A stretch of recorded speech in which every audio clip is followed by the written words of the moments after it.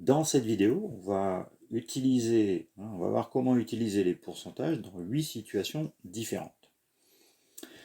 Normalement, au bout de la vidéo, vous serez capable de répondre à toutes les questions, quasiment toutes les questions sur les pourcentages que vous allez rencontrer. Donc, on rappelle, pourcentage, c'est donc une situation de proportionnalité. Donc ici, on va montrer simplement comment résoudre les exercices avec une situation de proportionnalité et donc tableau de proportionnalité. Donc premier exercice, 5 jetons sur 16 sont rouges. Quel est le pourcentage de rouge? Donc les 16, c'est donc les 100%. Donc 100%, c'est les 16 rouges. Moi, des rouges, j'en ai 5. Donc je le présente sous cette forme-là. Alors, je précise bien à chaque fois l'unité, le pourcentage et ce que j'ai de l'autre côté si j'ai quelque chose, pour ensuite ne pas mélanger les valeurs. Et donc, moi ici, la question c'est quel est le pourcentage de jetons rouges. Donc, tableau de proportionnalité, on peut utiliser l'égalité des produits en croix pour trouver la valeur. Donc ici, la valeur, on va la trouver en prenant 5 fois 100 divisé par 16. Ce qui nous fait environ 31,25. Donc ça, c'est le pourcentage de jetons rouges. Vous voyez, simplement, on a trouvé la réponse. Ensuite, 17% de 60. Donc on veut calculer combien ça fait 17% de 60. Un petit peu comme ici, 100%, c'est les 60.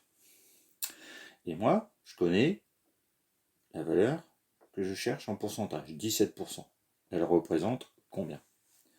À nouveau, tableau de proportionnalité, égalité des produits en croix, 17 fois 60 sur 100. Et on trouve 10,2. Troisième exemple, on augmente 45 de 8%. Donc, toujours pareil, les 100%, c'est les 45. Et maintenant, on va chercher la valeur. Donc, c'est cette valeur qu'on va chercher après une augmentation de 8%. Donc, qui dit augmentation de 8%, on sera donc plus à 100%, mais on va passer donc à 108% en fin de compte. On va chercher 108% de la valeur initiale. 100 plus 8. Donc, 108%. Et bien, c'est parti. Donc, 45 fois 108 sur 100. Ce qui fait 48,6. Et du coup, de cette façon-là, on n'est pas obligé de chercher les 8% de 45 et ensuite de faire une addition. On a tout de suite le résultat après augmentation. On diminue 71 de 13%. Donc les 71 au départ, c'est les 100%. Et on diminue cette valeur de 13%. Donc si on la diminue de 13%, on va non plus calculer les 100% de la valeur, mais 100 moins 13, c'est-à-dire on va arriver au 87% de la valeur, puisqu'on va enlever 13%. Donc 71 fois 87 divisé par 100. Et on trouve environ 61,77. Voilà.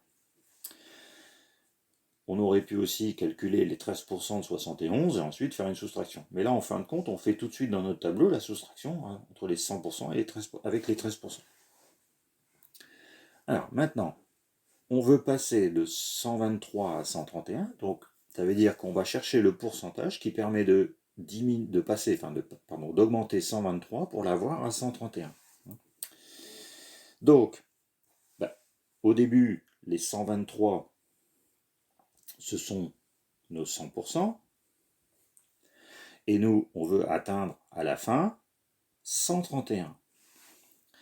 Donc on voit bien ici une augmentation, donc on trouve quel est le pourcentage de 123 qui donne 131, en faisant 131 fois 100 divisé par 123. On trouve 106,5.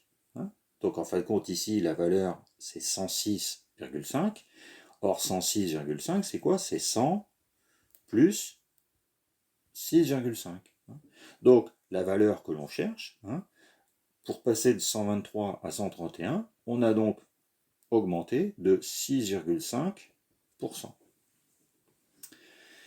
Même exercice, mais cette fois-ci, hein, on va passer de 37 à 32, hein, donc on va avoir une diminution. Donc on passe de 37, qui était au départ les 100%, pour arriver à 32. Donc 32 fois 100 divisé par 37, on trouve 86,5. Hein. Donc 86,5, ça veut dire que c'est 100 moins 13,5. C'est-à-dire qu'on a descendu de 13,5 par rapport à 100. Hein.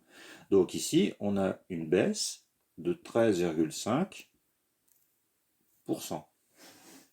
C'est le nombre qui est ici. Hein. Attention, ce n'est pas le 86, hein, c'est 86,5. C'est le pourcentage que représente 32. Hein, c'est le 86,5% de 37, ça donne 32. Hein. Du coup, on a une diminution de 13,5%. Alors, quel nombre augmenté de 5% donne 441? Donc, le nombre de départ qui donne les 100%, on ne connaît pas puisque c'est celui-là. Hein. On va l'augmenter de 5%, donc on va calculer 105% du nombre de départ, et on doit obtenir 441. Donc 441 fois 100 sur 105. On a donc, après calcul, 420.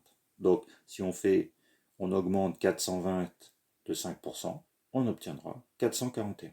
Hein, en prenant ici, en faisant déjà l'augmentation sur les pourcentages. Et pour le nombre diminué, eh ben 100%, c'est le nombre que l'on cherche.